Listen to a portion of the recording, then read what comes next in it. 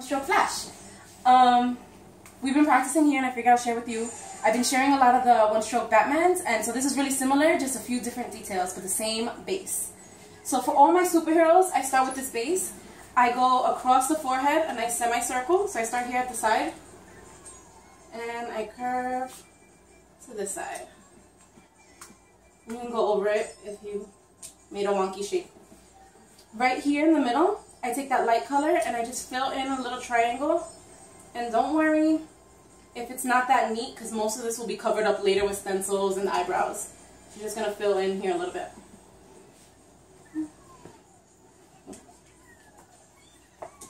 Next, we're going to do the angry eyebrows. And superheroes are not necessarily angry, but it's just that intensity that they have. So you're going to start, close your eyes please.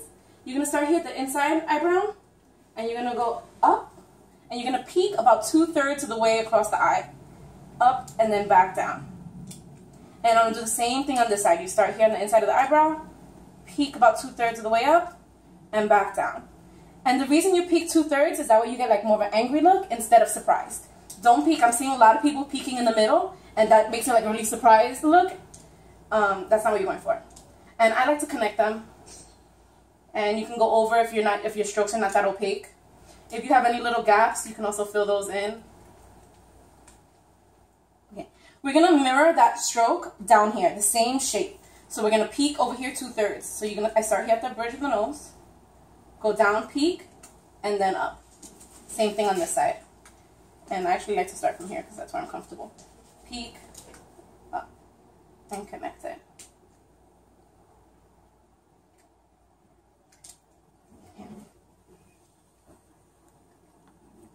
Reloading. Don't be afraid to reload. You want crisp colors. Now for the sides of the face, I like to go in front of the eyes. I'm seeing a lot of people painting on the sides, but then when you go to take a picture, you're not seeing all that detail. So if you really want the mask to be visible from the front when parents are taking pictures, you go right in front of the eye, and right beneath the eye is where you want to bring that stroke down. I use the dark on the inside of the face, and now I flip it with the dark on the outside of the face to finish that off. 2 strokes to make a nice thick mask. Same thing on this side. I'm going to go right beneath the eye, the black on the inside, and then flip my brush and do a nice stroke on that side.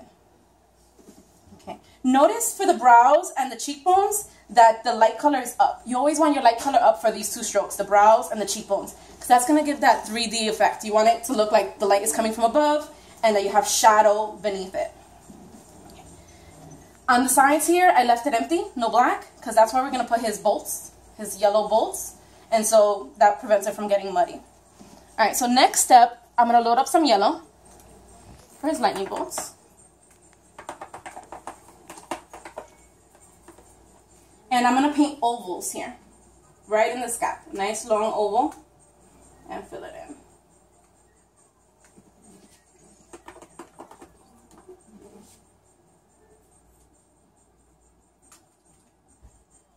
And for the bolts, I'm going to do a few teardrops in a zigzag shape. So I go flick up, towards the face, away, and towards.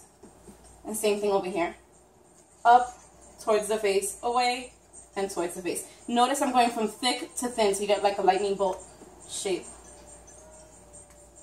Okay. If I was at a speed painting gig where I have to go like really fast and just whip them out, I honestly will leave kids just like that. They're super happy. You get light and shadow, you get the impression. But at most birthday parties, you kind of want to step it up to the next level. So I like to use these stencils for highlight and shadows.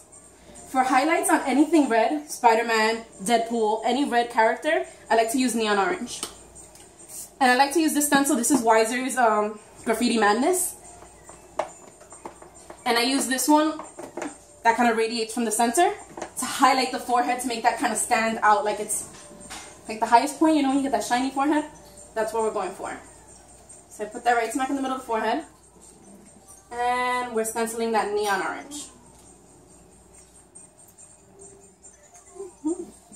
And it gives you a highlight.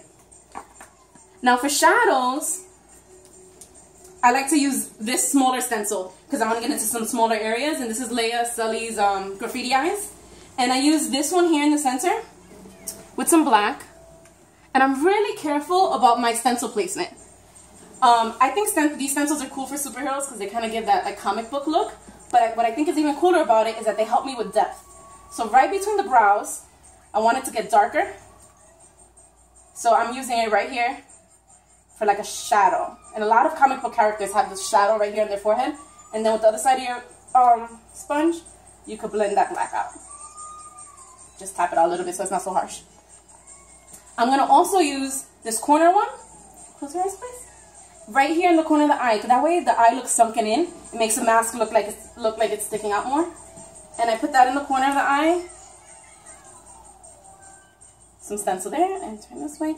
And same thing on this side. Remember, these are optional. I used to use star blends for this. You can use any shading technique you like. I just like this because it gives it a comic book feel.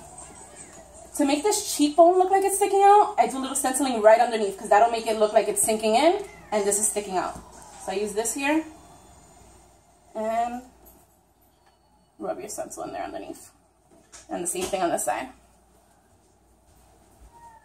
Right underneath the cheekbone.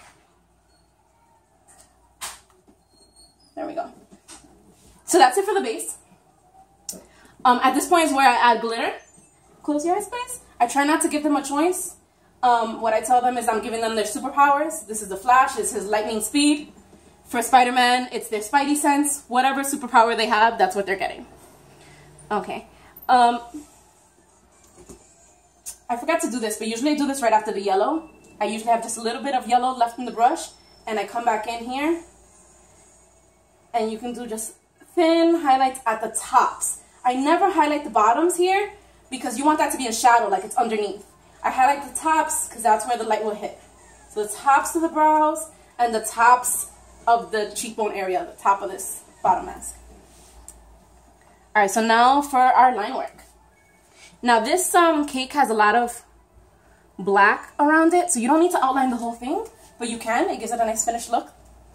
So I start with my angry brows. I'm going to use a C shape, starting at the bottom, and flick up. You want to hug that stroke. You want your C to be thick, not narrow in here. You want your C to kind of hug that whole thick stroke. And then kind of like tiger stripes, you're going to go thin, peak thick, and then thin. Down here. Thin, thick, thin. On this side, I'm going to do a backwards C, flick, and down. And you see how I got thin to thick to thin? Always looks cooler like that. Same thing on the bottom. Now these parts are optional. You don't have to outline all of this if you're trying to hurry up, but you can. At the top I like to flick just a little to show the top of the angry brow. Who's yours?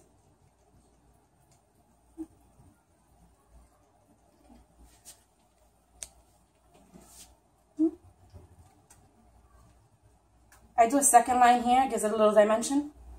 And for these lightning bolts, if you have trouble outlining little things, you can just flick on the bottoms. It kind of gives it a 3D look. If you're more comfortable and you prefer, you can outline the whole thing. And the same thing on that side.